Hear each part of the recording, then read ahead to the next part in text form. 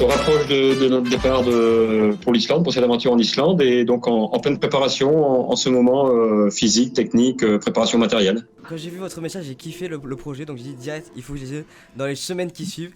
Je kiffais l'idée en tout cas. En plus des gens du département, c'est ce qui fait encore plus plaisir. Oui, une petite aventure pour sensibiliser un peu la population sur ce changement climatique, et puis une cause aussi humaine, qu'on va donner notre souffle en courant pour les gens atteints de mucoviscidose, et en particulier tous les enfants. D'accord. On en reparlera tout à l'heure. Mais d'abord, présente-toi, qui es-tu? Et ben alors moi, je m'appelle Thierry Danzin, j'habite à Canoës, pas très loin de Perpignan, à une dizaine de kilomètres à l'ouest de Perpignan, et donc je suis ancien militaire, et après 26 ans de service, j'ai pris la retraite, et maintenant je suis surveillant général dans une école privée, une école supérieure privée à Perpignan, à Technosud, l'école Néosup, qui est dirigée par Eric Mazot, donc originaire de Perpignan. Et en plus, tu fais beaucoup de sport quand même. On voit sur les stories, sur tout ce qui est Instagram, les applications. D'où t'es venu l'envie de faire du sport? Disons aussi avec mon premier travail, ma première formation militaire, où le sport était le petit déjeuner du matin, on va dire, et donc une habitude a été prise. Et puis depuis 3 ans, je me suis mis à la course en montagne, l'ultra-trail en particulier. Et puis voilà, un sport qui allie dépassement de soi, et qui permet d'aller au bout de ses limites, et de découvrir que le corps humain est bien fait, et qu'on a d'autres possibilités que celles qu'on croyait. Voilà. D'accord. Et que fais-tu pour t'entraîner? Parce que là, tu es dans le département, tu es dans les Pyrénées-Orientales. Tu vas t'entraîner où à peu près? Là déjà, je vais tous les matins et tous les soirs, je vais au travail en courant, donc ça me fait une dizaine de kilomètres par trajet. Et puis ensuite, après, avec le département ici à côté, la montagne, les Aspres, les Corbières, le massif du Canigou, les Alberts, c'est un beau terrain de jeu pour pouvoir s'entraîner, aussi bien dans la partie endurance fondamentale que dans la partie spécifique, avec la technique sur nos beaux endroits ici du département. Et quel est ton meilleur record, objectif que tu as pu atteindre? Alors, j'ai pas vraiment de record. L'objectif sur mes courses, c'est déjà de passer la ligne d'arrivée dans le meilleur état possible. Sinon, pour l'année dernière, j'avais traversé la France en courant sur la course à 1000 km, et j'avais mis un peu moins de 12 jours pour faire ce périple, donc une course en autonomie complète, sans assistance, qui partait donc de Saint-Malo jusqu'à Sète. Donc voilà. Après, c'est plutôt, oui, comme je disais tout à l'heure, c'est le plaisir de passer sous l'arche d'arrivée. D'accord. Et tout seul, tu l'as fait ça, ou tu t'es accompagné? Alors moi j'ai fait seul cette partie-là de la 1000 km, c'était une course donc sans assistance en solo. Donc j'avais une chariote, la même que l'on va prendre pour l'Islande, et j'avais tout dedans, donc mon matériel pour m'alimenter, en nourriture, en eau, la partie couchage, puisque je dormais un peu à la belle étoile, en fonction de ce que je trouvais sur le parcours, et puis de quoi aussi alimenter téléphone, l'appareil photo, etc., avec des panneaux solaires qui étaient mis sur le chariot. D'accord, en plus c'est écologique. Et comment tu as rencontré Andy? Alors Andy, l'année dernière, je me préparais donc pendant le premier confinement. Andy est coach sportif, donc comme tous les gens de son métier, ils se sont retrouvés un peu au chômage, et donc il a partagé des cours de préparation en ligne, entre autres sur Instagram. Et donc je l'ai suivi pour ma préparation de ce premier périple l'année dernière, et en discutant, il m'a proposé lui de partir sur l'Islande, de faire cette marche pour traverser cette île de feu et de glace. Et puis on s'est entendu, puisque moi je cherchais aussi quelque chose pour pouvoir continuer dans la lancée de la Melkil.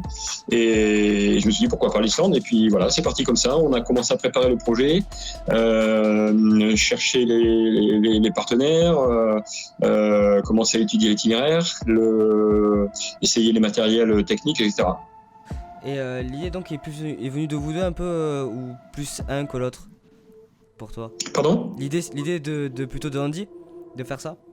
Alors oui, l'idée vient de Andy, hein, puisque lui il avait prévu de faire ce périple en Islande. Il commençait à y réfléchir. Il avait déjà de son côté, il y a 2 ans, traversé le désert de Gobi. Et donc voilà, il cherchait aussi une autre aventure. Et là, cette fois-ci, donc, avec un contexte éco-responsable, écologique, climatique. Vous avez aussi lancé le Cap ou pas Cap, un défi chaque lundi. Qui a eu l'idée?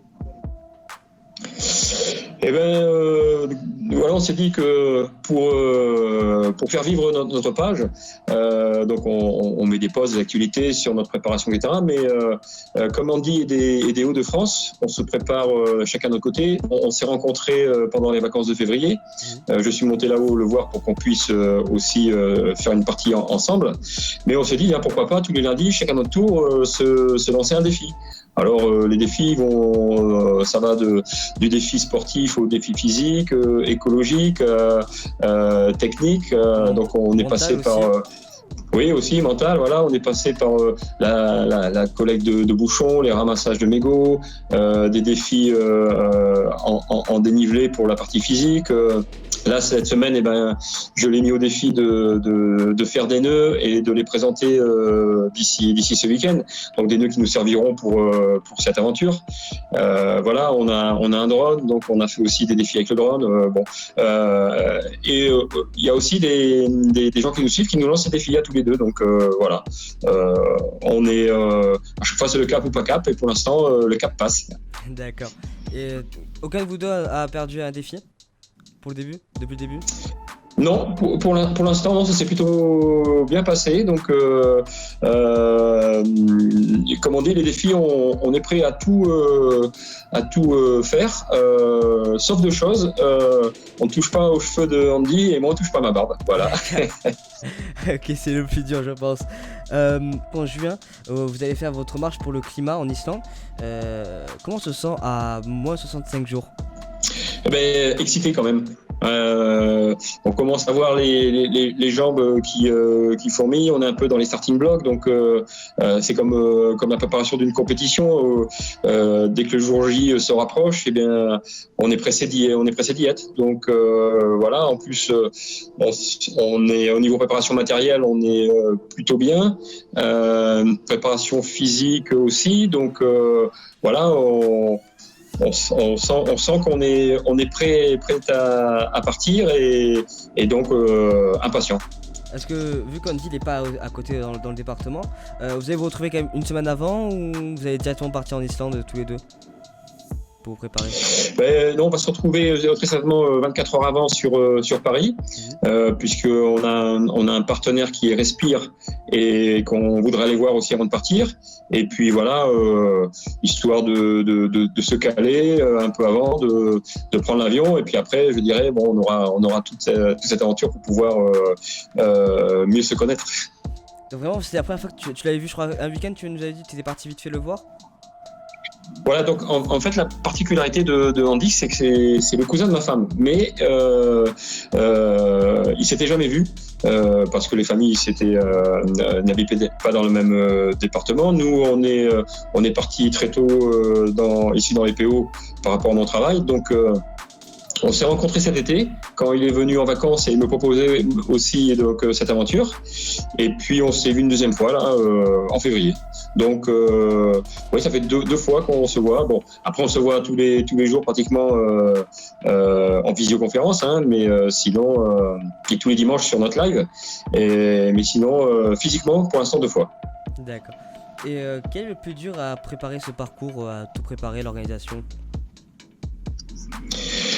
Alors il y a la partie du tracé hein, qu'on revoit assez régulièrement puisque en fonction des logiciels de cartographie, en fonction des détails qu'on peut avoir, donc cette partie tracé qui évolue. Quand même, parce qu'au début, on était parti sur une traversée qui avoisinait les 900 km et puis on n'a pas encore doublé, on n'est pas loin des 1600 km en affinant ça. Donc c'est une partie technique qui est quand même assez délicate. Et après, il y a l'essai du matériel, hein, parce qu'on va partir avec du matériel grand froid. Donc, c'est à tester un peu aussi. Et puis s'entraîner aussi avec la partie photo, vidéo, puisque on a l'intention de ramener un maximum de production, puisqu'un film est prévu au retour de cette aventure, un film qu'on voudrait après diffuser dans les écoles pour pouvoir sensibiliser les plus jeunes. Ça pourrait être de plein grandes choses. Tu veux dire à peu près 1600 km, donc qu'on se fasse un peu l'idée, c'est 1600 km, c'est Perpignan-Lille, une fois et demie à peu près. C'est à peu près ça. Ouais, c'est ça, c'est 2 fois, il y a à peu près 4000 km à vol d'avion. Hein. Donc voilà. Et comment vous vous préparez à se dire faire autant de kilomètres? Pour le mental, ça se passe comment? Eh on s'est fait une moyenne de calcul de 80 km, 90 km par jour, donc ce qui nous amène à 3 semaines de déplacement. Donc là, c'est si tout se passe bien et sans problème qui pourrait être d'ordre météorologique ou alors technique. À partir de là, la préparation mentale se fait en disant que on sait qu'il va y avoir des imprévus. On en a prévu le plus possible, mais on sait qu'on va avoir des imprévus. Hein, donc, à partir de là, on s'est préparé à tous ces imprévus pour pouvoir passer au-dessus. Donc, des moments, c'est sûr qu'il va y avoir des jours où on aura un peu mal aux jambes, mais on a pris des chaussettes de compression pour pouvoir se reposer les jambes le soir. Une alimentation aussi qui va être adaptée puisqu'on va perdre beaucoup de calories. Donc, tout cet apport va nous donner du boost pour pouvoir continuer et passer outre les problèmes qu'on peut avoir physiques, techniques. Tu parlais de se nourrir, vous allez vous nourrir comment pendant la traversée?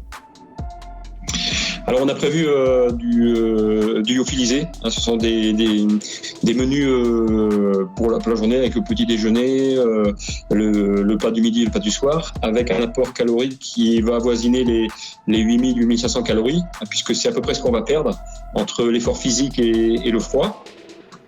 Et plus après une alimentation riche en protéines, en fibres et également des barres énergétiques, des gels de boost qui vont nous permettre de garder l'énergie nécessaire pour avancer. D'accord. Tu nous as parlé tout à l'heure que vous allez faire un film, parce que vous n'êtes pas des spécialistes de la vidéo, ou un peu quand même, vous avez vu des cours dessus? Non, on n'est pas spécialiste. On a pris des appareils photo, donc la GoPro 9 qui fait appareil photo, vidéo, les téléphones aussi qui ont de bonne qualité, le drone. Mais après tout ça, toute cette production photo, vidéo, ce sera un monteur professionnel qui va nous faire le film. On va lui donner notre orientation. Alors, ça sera entre 45 minutes et 1 heure. Voilà, un film reportage qui permettra de sensibiliser, donc, comme je disais tout à l'heure, les plus jeunes à ce changement climatique. Puisqu'on va monter sur le Vajjanokul, qui est la calotte glaciaire la plus grande d'Europe, et que si rien n'est fait d'ici 200 ans, elle aura disparu. Donc sensibiliser sur ce problème de réchauffement climatique. Tu nous parles de responsabiliser. Qu'est-ce que tu fais toi au quotidien pour ça ? Je dirais, on essaye d'être éco-responsable en triant ses déchets. Ce que je n'avais pas peut-être avant de commencer cette aventure, donc des poubelles individuelles pour les déchets plastiques. J'ai mis un compost aussi derrière la maison. D'utiliser un peu moins d'eau quand on prend la douche. Voilà, donc tout ce qu'on peut faire à notre niveau. D'aller au travail en courant aussi. Et aussi, oui. Aussi. Donc bon, là, par contre, c'est vrai que j'ai pas attendu de faire cette aventure, mais c'est vrai que ça fait économiser un peu de CO2 et puis ça me permet de rester en forme aussi. Oui. Vous faites cette aventure en défendant plusieurs causes, comme tu nous dis, le réchauffement climatique, la pollution et de la consommation. Et aussi, vous souhaitez soutenir l'association Vaincre la mucosidose. Pourquoi cette association-là ?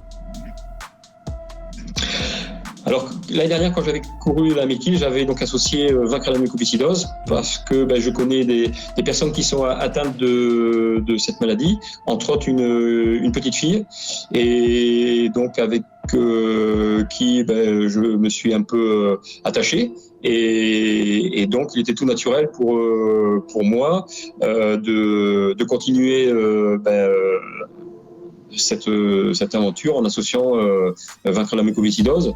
Donc on continuera à donner notre souffle pour tous ceux qui en manquent, hein, donc tous ceux qui sont atteints de mucoviscidose. Donc on a mis en place une cagnotte qui est en ligne sur notre page et où on invite les gens bien sûr à déposer des dons sur cette page. Voilà, donc elle est ouverte depuis le mois de décembre et ça sera aussi pendant tout le temps de notre aventure et un petit peu après aussi. D'accord. On invite les gens. Toutes les informations seront dans la description de la vidéo sur YouTube et puis sur les réseaux sociaux à retrouver. Votre réseau social Hop Aventure, c'est ça ? C'est ça, oui. Instagram, Facebook ? Voilà, Instagram c'est Hop Aventure 21 et donc Hop Aventure sur Facebook. D'accord. Et comment ça va se passer le retour après ? Ça risque d'être compliqué ? Le retour, on espère être dans les temps puisqu'on a pris un billet d'avion entre l'aller et le retour. On aura 28 jours. Donc on essaye on a prévu de faire ça en 3 semaines, en 21 jours, avec 2-3 jours de rab, on va dire, pour pouvoir parer aux imprévus.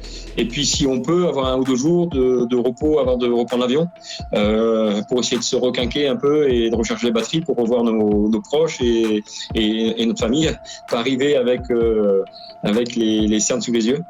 Profitez aussi pour faire quelques visites au passage. Vous faites après, ça sera du combien de km/h par heure que vous comptez faire ? Alors, ça va dépendre du terrain. Je pense qu'on ira certainement un peu plus vite sur la première partie qui sera plutôt sur route et chemin. Donc, on va essayer d'être une moyenne entre 5 et 7 km à l'heure. Donc, c'est pas trop vite, puisqu'on aura quand même une chariote de 30 kg à tirer. Et après, quand on va attaquer la traversée de l'Islande, donc à travers les glaciers, les volcans, où là, ça sera plutôt des chemins de pistes carrossables, voire après des chemins qu'on va devoir tracer. Donc, on ira beaucoup moins vite. On descendra très certainement en dessous de 5 km/h. D'accord, donc là, à peu près de la marche, tout le long. Oui, de la marche. C'est pour ça qu'on veut essayer de gagner du temps sur cette première partie, sur ces premiers 600 km, et pour pouvoir être large pour la traversée et de pouvoir faire ce qu'on a à faire, entre autres prendre des photos, des vidéos. On aimerait aussi pouvoir interviewer les Islandais qu'on croisera sur le parcours pour leur demander ce qu'ils pensent de notre action, etc. Donc voilà, se rapprocher aussi de la population islandaise. D'accord. Et une avant-dernière question, qu'est-ce que vous allez emporter dans la charrette ? Déjà la nourriture qui va peser quand même assez lourd puisqu'on aura pas loin de 20 kilos chacun d'alimentation. La partie couchage, donc on aura une tente spécifique grand froid. Notre matériel à nous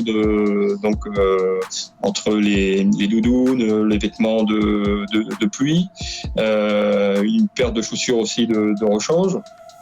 On va avoir toute la partie eau. Alors on aura des nourrices souples qu'on pourra remplir, donc qui nous permettra d'avoir l'eau pour pouvoir hydrater nos plats lyophilisés, pour pouvoir aussi boire, et puis aussi pour pouvoir se laver, puisque on part avec de quoi se laver avec du shampoing, des dentifrices solides. Donc voilà, ça nous permettra de s'alimenter, de s'hydrater correctement. Et puis après, toute la partie un peu plus technique avec la pompe à filtration pour l'eau, le matériel vidéo, le matériel photo, les chargeurs les accus pour recharger l'alimentation des téléphones, et puis le téléphone de secours. Voilà, toute la partie qui va nous servir pour pouvoir faire cette aventure en toute sécurité. D'accord. Et puis quelques personnes, comme tu dis, en sécurité. Tu conseillerais quoi plutôt à une personne qui souhaiterait se lancer dans une aventure similaire?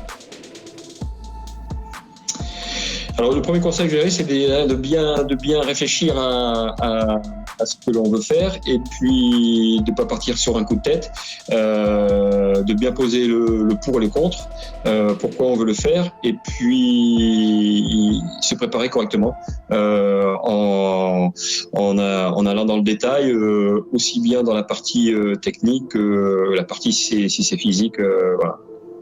Parce que là, ça fait 1 an que vous vous préparez à faire ça. Tu as dit depuis février. Non, on a commencé, voilà, on va dire qu'on a commencé en septembre. D'accord. En septembre, donc voilà, on aura à peu près 10 mois de préparation, une première préparation aussi, donc intellectuelle, pour savoir vraiment ce qu'on voulait faire et comment on voulait le faire, et ensuite à s'attaquer à la partie physique, et physique et mentale, bien sûr.